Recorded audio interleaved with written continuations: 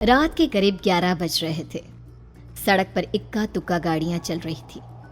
अपनी night shift खत्म करके शीला और निकिता बस स्टॉप पर खड़ी थी। आज तो हमें बहुत देर हो गई। पता नहीं घर जाने के लिए हमें कोई साधन मिलेगा भी या नहीं।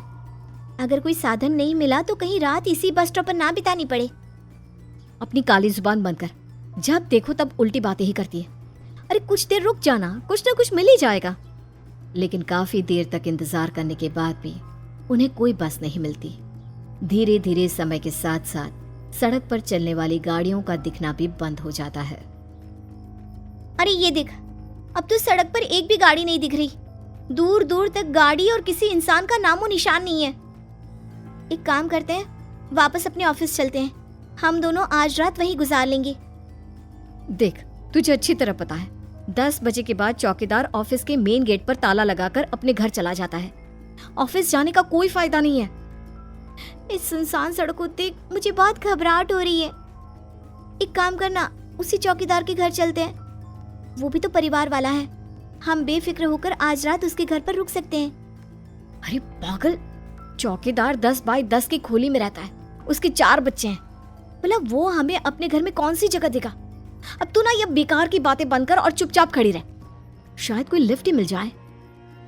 फिर काफी देर इंतजार करने के बाद आखिरकार एक नीले रंग की बस उनके सामने आकर रुकती है। बस का दरवाजा खोल कंडक्टर उन दोनों से कहता है, कहिए कहाँ जाना है आप दोनों को? देखिए मेरी पूरी बस खाली पड़ी है।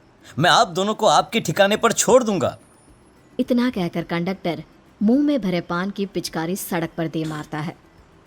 निकिता, लोगों का कहना है कि कुछ महीने पहले इसी तरह अंधेरी रात में एक नीली बस के अंदर कुछ बदमाशों ने एक जवान लड़की की हत्या कर दी थी।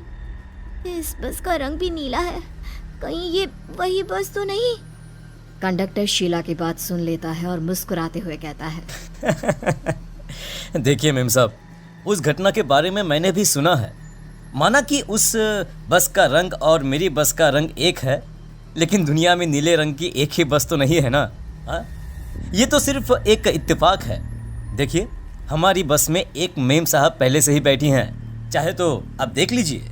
निकिता गर्दन उठाकर देखती है तो बस के पीछे वाले हिस्से में एक लड़की कंबल ओढ़े बैठी हुई थी। सही तो बोल रहे हैं भैया, बस में पहले से एक लड़की बैठी है। चल अब हम भी बैठ जाते हैं, वैसे भी बहुत देर हो गई है। अरे ठहर जाना निकिता, मुझे डर लग रहा है। अरे तुझे इतना ही डर लग रहा है तो तू यहीं खड़ी रहे, मैं तो चली। अरे तुम मुझे छोड़कर कहाँ जा रही है? मैं भी चलती हूँ। दोनों बस में जाकर बैठ जाती हैं। देखते ही देखते ड्राइवर बस को तेज रफ्तार में चलाना शुरू कर देता है। तभी शीला की नजर पीछे वाली सीट पर अकेली बैठी लड़की पर पड़ती है। उस लड़की की लाल आंखें और उसका आधा जला हुआ चेहरा देखकर शीला घबरा जाती है। सुन निकिता, हमारे पीछे जो लड़की बैठी है ना, उसकी आंखें एकदम खून की तरह लाल और चेहरा किसी चुड़ैल की तरह डरावना दिख रहा है। अरे छोड़ ना, कौन कैसा दिखता है? मुझे इन सब बातों में कोई दिलचस्पी नहीं है।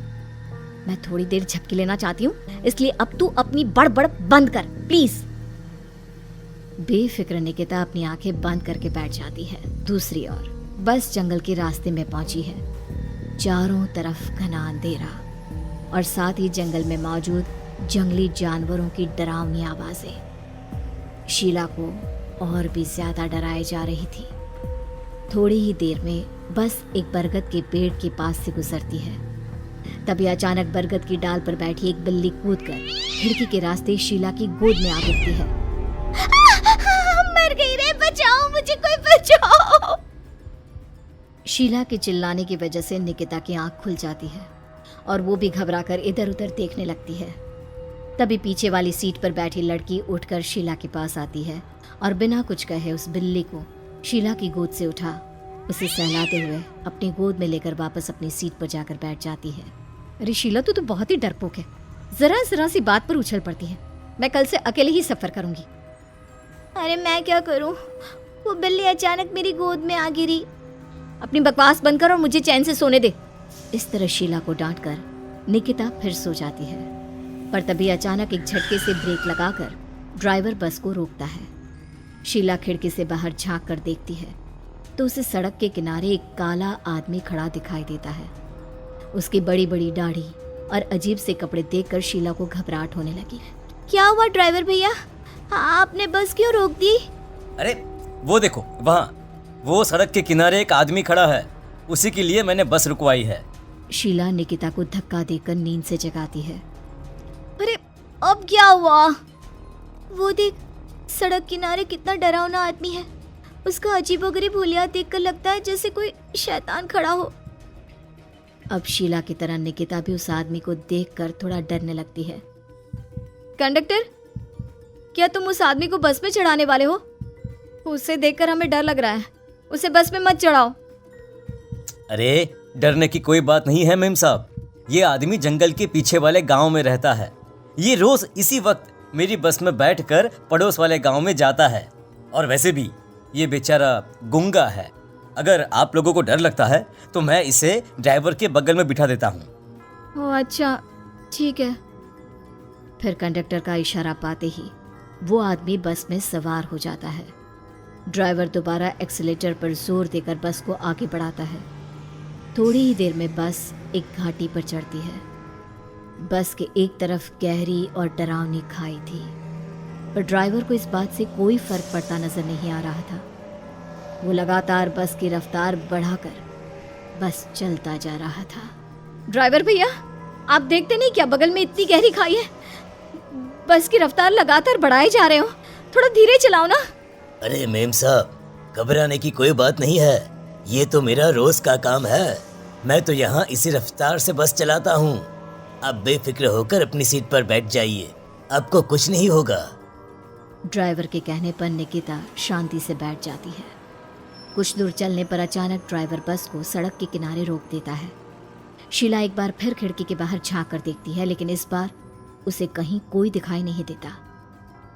अरे अब क्या हुआ? तुमने बस क्यों रोक दी? यहाँ तो दूर दूर तक कोई भी नहीं दिखाई दे रहा।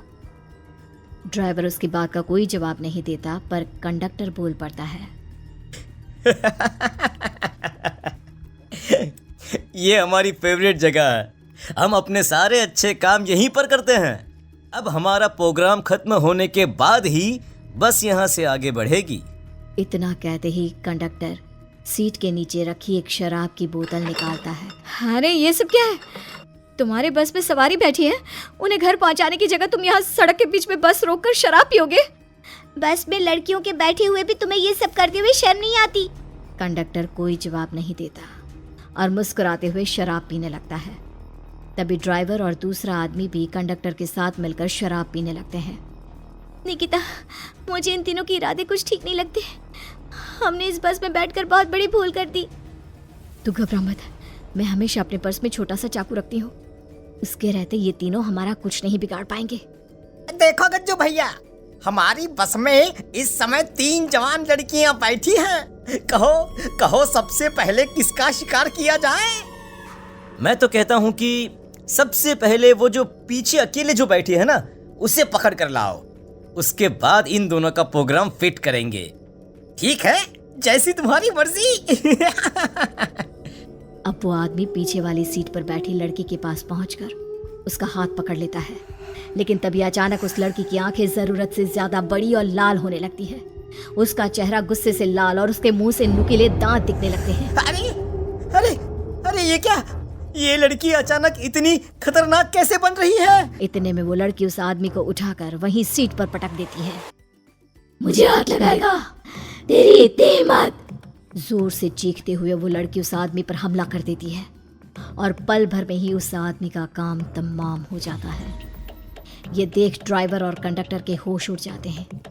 इतने में ड्राइवर अपनी जान बचाने के लिए तुरंत बस से बाहर कूद जाता है, पर तभी बस के पीछे की तरफ से तेजी से आ रहा एक ट्रक उसे कुचल कर चला जाता है। एक ही पल में अपने दोनों साथियों की मौत देख अब कंडक्टर के हाथ पैर कांपने लगते हैं।